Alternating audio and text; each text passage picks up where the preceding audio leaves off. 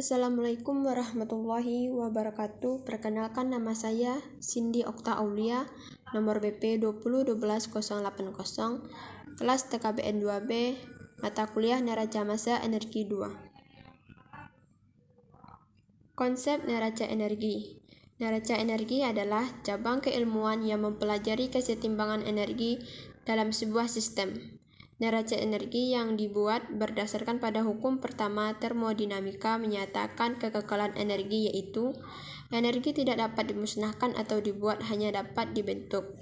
Suatu energi neraca energi memiliki persamaan, yaitu energi masuk sama dengan energi keluar tambah energi akumulasi.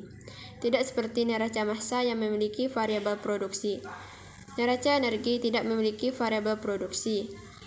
Hal ini disebabkan energi tidak dapat diproduksi, hanya dapat mengubah bentuknya. Namun, apabila terdapat suatu jenis energi, abaikan saja.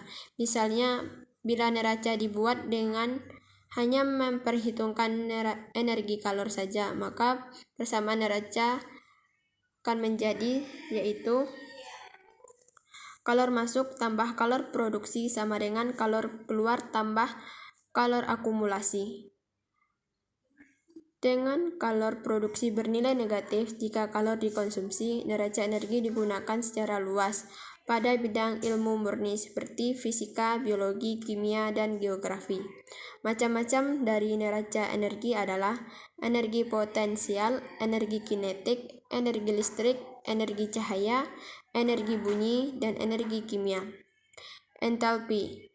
Nilai dari entalpi tidak dapat diukur, namun masih dapat mengukur perubahan kalor yang terjadi pada saat reaksi berlangsung. Perubahan kalor yang terjadi dalam reaksi kimia disebut perubahan entalpi atau delta H. Nilai perubahan entalpi atau delta H suatu sistem dinyatakan sebagai selisih besarnya entalpi atau kalor setelah mengalami perubahan dengan sebelum mengalami perubahan pada tekanan tetap. Perubahan entalpi dapat diukur dengan delta H sama dengan H hasil dikurang H per reaksi, di mana Qp sama dengan delta H. Termokimia. Termokimia adalah ilmu tentang perubahan kalor atau panas suatu zat yang melibatkan proses kimia dan fisika, di mana termokimia ini menerapkan hukum pertama termodinamika, yaitu energi tidak dapat diciptakan atau dimusnahkan, energi hanya dapat berubah dari satu bentuk ke bentuk energi lainnya. Panas pembentukan. Perubahan entalpi pembentukan standar atau delta H formation atau delta H derajat F. Perubahan entalpi pembentukan standar adalah pengukuran besarnya energi yang diserap atau dilepas untuk pembentukan 1 mol senyawa dari unsur-unsurnya yang paling stabil pada keadaan standar. Rumusnya itu delta H reaksi sama dengan delta HT produk dikurang delta HT reaktan. Panas reaksi. Panas reaksi adalah kalor yang diserap atau yang dibebaskan suatu reaksi kimia yang pada tekanan tetap. Kalor reaksi adalah perubahan energi dalam reaksi kimia dalam bentuk kalor, di mana rumusnya yaitu Q sama dengan M dikali C dikali delta T. Panas pembakaran. Panas pembakaran adalah pengukuran besarnya energi yang dilepaskan dari pembakaran 1 mol suatu zat, di mana reaksi senyawa ini harus terbakar sempurna, di mana rumusnya yaitu delta H reaksi sama dengan delta HT produk dikurang delta HT reaktan. Data yang diperlukan pada panas pembentukan, panas pembakaran, dan panas reaksi yaitu massa zat, kalor jenis zat, suhu, delta H produk, delta H reaktan.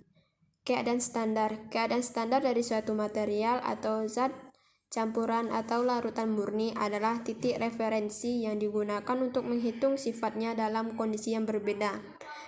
Dalam ilmu kimia, kondisi keadaan STP atau standar adalah suhu 273 Kelvin tambah 1 atm dan 1 mol gasnya menempati ruangan dengan volume 22,4 liter.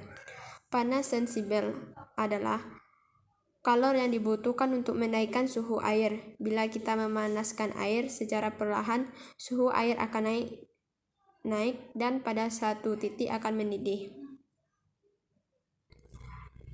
Panas sensibel bisa dilihat pada grafik, yaitu grafik yang semakin naik. Kalor sensibel bisa dicari dengan menggunakan rumus, yaitu Q sama dengan M dikali C dikali T2 dikurang T1, di mana M adalah massa benda, C adalah panas jenis, dan T2 dikurang T1 adalah perbedaan suhu. Panas laten adalah kalor yang dibutuhkan untuk mengubah wujud zat dari es menjadi cair dan dari air menjadi uap. Bila air sudah mencapai titik didihnya lalu dipanaskan terus, suhu air tidak akan naik, melainkan wujudnya akan berubah. Kalor laten ditunjukkan oleh garis mendatar pada grafik. Kalor laten bisa dicari dengan menggunakan rumus, yaitu Q sama dengan M dikali L, di mana M adalah massa benda, L adalah kalor lebur benda.